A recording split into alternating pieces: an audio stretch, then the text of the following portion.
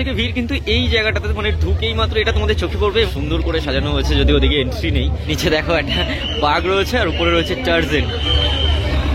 এখান থেকে যখন যাবে এই জিনিসটা কিন্তু তোমাদের আলাদা একটা আনন্দ দেবে। ছোট্ট সিন এখানে কোথাও তুলে ধরা হয়েছে, বর্ষ পরিমাণে লাইন পড়ে এখানে। আমি এই মুহূর্তে রয়েছি নন্দনে, আর নন্দনে কিন্তু চলছে আন্তর্জাতিক শিশু চলচ্চিত্র উৎসব 2024, যা শুরু হচ্ছে 25শে জানুয়ারি থেকে এবং এটা চলবে কিন্তু 29শে জানুয়ারি অব্দি। আর আজ কিন্তু রবিবার আমি হাজির হয়েছি এখানে। প্রচুর মানুষ কিন্তু ভিড় জমিয়েছেন আজকের নন্দনের এই শিশু চলচ্চিত্র উৎসব উপলক্ষে ঘিরে। তো এই সাইডটাতে বেশ সুন্দর করে সাজিয়েছে, এটা তোমাদেরকে একটু দেখাই। তো বেশ ভালো লাগছে, সুন্দর করে সাজানো হয়েছে, যদি ওদিকে এন্ট্রি নেই। তবে সব থেকে ভিড় কিন্তু এই জায়গাটাতে, মানে ঢুকেই মাত্র এটা তোমাদের চোখে পড়বে। এবং এই জায়গাটা সত্যি একটু অন্যরকম তৈরি করা হয়েছে, যার জন্য প্রচুর মানুষ ভিড় জমিয়েছেন ছবি তোলার জন্য। চলো এই সাইডটাতে আরো অনেক কিছু রয়েছে, যেগুলো তোমাদেরকে ঘুরে দেখানোর চেষ্টা করবো। ওয়াও, যখন এখানে তোমরা যাবে না, মানে এই গাছগুলোকে এত সুন্দর করে বানানো হয়েছে, সত্যি মনে হবে একটা অন্য জগতে চলে এসো। পেছনে ওয়ালপেপার এবং তার মধ্যে এরকম গাছ বানিয়ে পুরো জায়গাটাকে সাজানো হয়েছে, সত্যি মন কাড়ার মতো। কি দারুণ লাগছে দেখো, এই রাস্তাটা তো বেশ ভালো লাগছে। এই দিকটাতে যাবো, তবে তার আগে এই জায়গাটা তোমাদের একবার ঘুরে দেখাই। ছোটদের কিন্তু জিপে করে পুরো এরিয়াটা ঘোরানো হচ্ছে। আমি যাচ্ছি। নিচে দেখো একটা বাঘ রয়েছে আর উপরে রয়েছে টার্জেন। ওয়াও,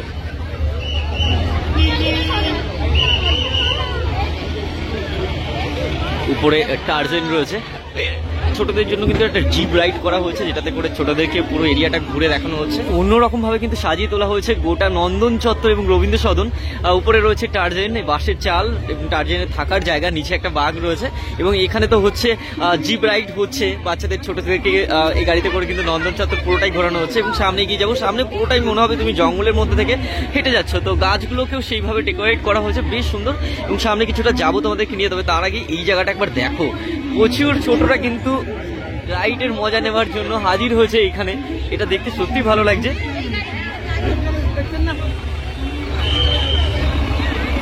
আজকে রবিবার ঘিরে কোথাও যেন নন্দনের চত্বর পুরো পাল্টে গেছে এবং আন্তর্জাতিক শিশু চলচ্চিত্র উৎসব ঘিরে তো অন্য একটা আনন্দ রয়েছে। ফাইনালি এখান থেকে যখন যাবে এই জিনিসটা কিন্তু তোমাদের আলাদা একটা আনন্দ দেবে। দেখো মনে হচ্ছে আমি জঙ্গলের মধ্যে দিয়ে যাচ্ছি, তবে রাত গড়ানোর সাথে সাথে লাইটগুলোকে জ্বালানো হচ্ছে, তখন আরো বেশি ভালো লাগবে।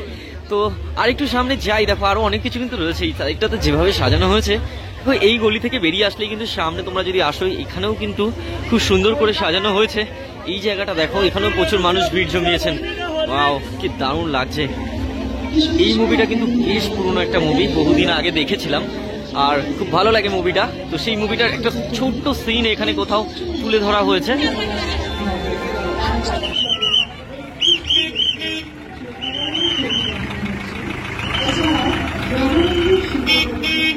কলকাতা প্রতিদিনই কোনো না কোনো আনন্দের মাঝে মেতে ওঠে। আজ আমি দাঁড়িয়ে রয়েছি কলকাতার বুকে তেমনই একটি আনন্দ উৎসবে, কলকাতার আন্তর্জাতিক শিশু চলচ্চিত্র উৎসব 2024 এক নতুন রূপে কিন্তু মেতে উঠেছে নন্দন চত্বর। মেইন যে গেট, এখান থেকে একটুখানি হেঁটে আসলেই কিন্তু মেইন স্টেজটা তোমরা এখানে এসে দেখতে পাবে। তো এই হচ্ছে স্টেজ, বিভিন্ন রকম প্রোগ্রাম কিন্তু অনুষ্ঠিত হতে চলেছে এই চলচ্চিত্র ঘিরে।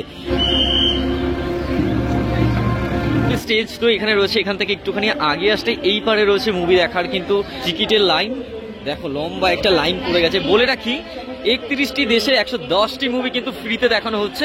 তো তার জন্য তোমাদের 1 ঘন্টা আগে, যে মুভিটি শুরু হচ্ছে তার 1 ঘন্টা আগে কিন্তু টিকিট দেওয়া শুরু হচ্ছে এবং সেই টিকিট সংগ্রহের জন্য লম্বা লাইন পড়েছে। পুরো মুভিকে কিন্তু ফ্রিতে দেখানো হচ্ছে। এটা হচ্ছে টিকিট ঘর। আমি আর মুভি দেখছি না, সে কারণে লাইন দিচ্ছি না, তবে লাইনটা দেখে নাও। যারা আসছো একটু তাড়াতাড়ি এসো, বিভৎস পরিমাণে লাইন পড়ে এখানে।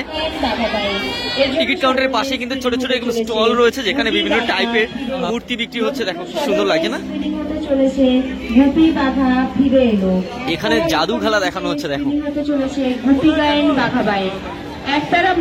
সাইডটাতে দেখানো হচ্ছে জাদু বাচ্চাদেরকে, আর এই পারে আরো দুটো স্টল রয়েছে, বিভিন্ন টাইপের বুক রয়েছে, যেগুলো তোমরা কিন্তু এখান থেকে কিনতে পারো। নন্দনের পাশে কিন্তু এখানে একটা ব্যানার দেওয়া রয়েছে, কখন কোন মুভি চলতে চলেছে সেটা কিন্তু একটা লিস্ট এখানে দেওয়া রয়েছে, তোমরা আসলে কিন্তু দেখতে পাবে। তো এখান থেকে সমস্ত ডিটেলসটা দেখে নেবে, কখন কোন মুভি কোথায় চলছে। তো এখানে ফুল ডিটেলস দেওয়া রয়েছে। তো এটা দেখে বাকি টিকিটগুলো কিন্তু তোমরা সংগ্রহ করতে পারো। নন্দন এরিয়ার পুরো এরিয়াটা তোমাদেরকে ঘুরে দেখালাম, তবে যদিও দিনের বেলা এখনো অতটা ভালো না লাগলেও রাত্রেবেলা কিন্তু একেবারে বদলে যেতে চলেছে অন্য রূপে। ওয়েট করছি রাত হওয়ার জন্য এবং লাইটগুলো জ্বালালে আর একবার তোমাদের পুরো এরিয়াটা ঘুরে দেখানোর চেষ্টা করবো। তো তোমাদেরকে বলেছিলাম সন্ধ্যেবেলার একবার ভিউটা তোমাদেরকে দেখাবো, অলরেডি সন্ধ্যে হয়ে গেছে, সকল লাইট গুলোকে ধীরে ধীরে জ্বালিয়ে দেওয়া হয়েছে। আর ভিউটা একবার দেখো, যত রাত গড়াচ্ছে তত কিন্তু সাধারণ মানুষের ঢল নামছে এই নন্দন চত্বরে। এই জায়গাটা তো বেশ ভালো লাগছে লাইটের কারণে, লাইটের আলোতে একেবারে বদলে গেছে নন্দনের এরিয়া। দেখো একবার কি দারুণ লাগছে, লাইটের আলোর সাথে সাথে কিন্তু পুরো জায়গাটা বদলে গেছে। আর এখান থেকে যখন হেঁটে যাবে মনে হবে জঙ্গলের মধ্যে থেকে তোমরা হেঁটে যাচ্ছ, এবং তার সঙ্গে এক্সট্রা পাওনা এবারে রয়েছে টারজান, এবং তার নিচে কিন্তু রয়েছে বাঘের একটি খাঁচা। তো এটা তো যেমন দেখার মতো একটা জায়গা, এবং সাইডে কিন্তু হচ্ছে জয় রাইড। আর এই রাত্রেবেলা আলোতে, রাত্রেবেলা আমি বলবো তোমরা যদি আসো তাহলে কিন্তু একটু বেশি ভালো লাগতে চলেছে তোমাদের।